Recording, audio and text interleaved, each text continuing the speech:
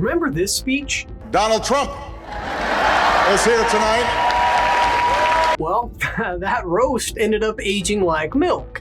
Because not only did Trump go on to become president, but he got the last laugh by throwing Obama's own words right back at him. He actually showed a picture of the White House with a big Trump on top, like I put a sign. And I'm sort of doing that when you think about it, right? That's why today's video is not to be missed. So here we go. There's a vicious rumor floating around that I think could really hurt Mitt Romney. I heard he passed universal health care when he was governor of Massachusetts. Someone should get to the bottom of that. And I know just the guy to do it. Donald Trump is here tonight.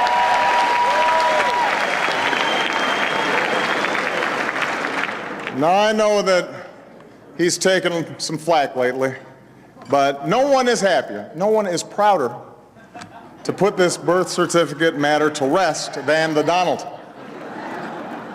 And that's because he can finally get back to focusing on the issues that matter. Like, did we fake the moon landing? What really happened in Roswell? And where are Biggie and Tupac?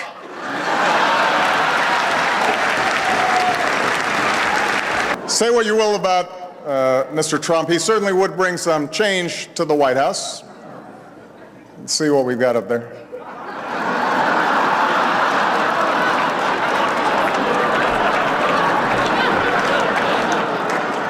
You probably know the story. The 2011 White House Correspondents Dinner. It is constantly brought up as the moment that Trump supposedly decided to run for president. CNN ran an entire segment on it back in 2017. The Chicago Tribune covered it, and Newsweek went as far as arguing that it was part of the weekend that defined Obama, provoked Trump, and changed history. It's like suddenly everyone became a psychologist, trying to explain how a couple of jokes changed the course of American history. But this year's Correspondents' Dinner finally gave Trump the chance to weigh in himself. And let's just say his version of the story is very different from the one the media has been selling for years. And there's one time in particular when Barack Hussein Obama hosted it. Do you know who that is?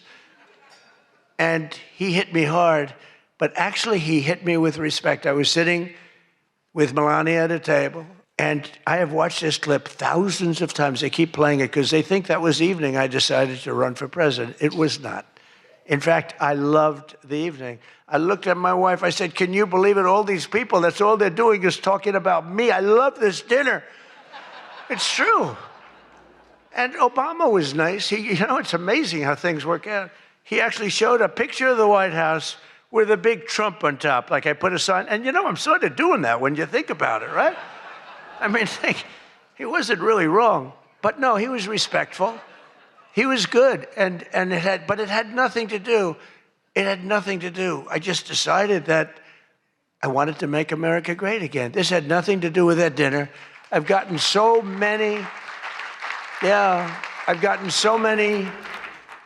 calls, and for years they've been saying, was that the moment you decided to run? Really, no. I left that night. And the press was there, a lot of the same people that I see. They said, did you have a good time? Unbelievable. And some thought I didn't have, but I did have. So there you have it. Trump himself making clear that that wasn't the night he decided to run. Sure, Obama got most of the headlines, but at that same dinner, Seth Meyers was arguably even more hostile than him, telling jokes like, Donald Trump has been saying that he will run for president as a Republican, which is surprising since I assumed that he was running as a joke. Then again, it's hard to believe that a few jokes changed the course of Trump's life. Politics had been on his mind long before that night. Remember, he actually spent roughly $100,000 on full-page advertisements in major newspapers criticizing U.S. foreign policy and America's role around the world. People don't really spend that kind of money just for fun. He was also considering running as a Reform Party candidate for the 2000 election, only to drop out after concluding that the party was too dysfunctional to mount a credible campaign. In other words, he had his reasons long before Obama or a late-night comedian took jabs at him. But that version of the story isn't nearly as catchy. It's much easier to turn a few jokes at the Correspondents' Dinner into the defining moment that changed American history. But it's simply not true.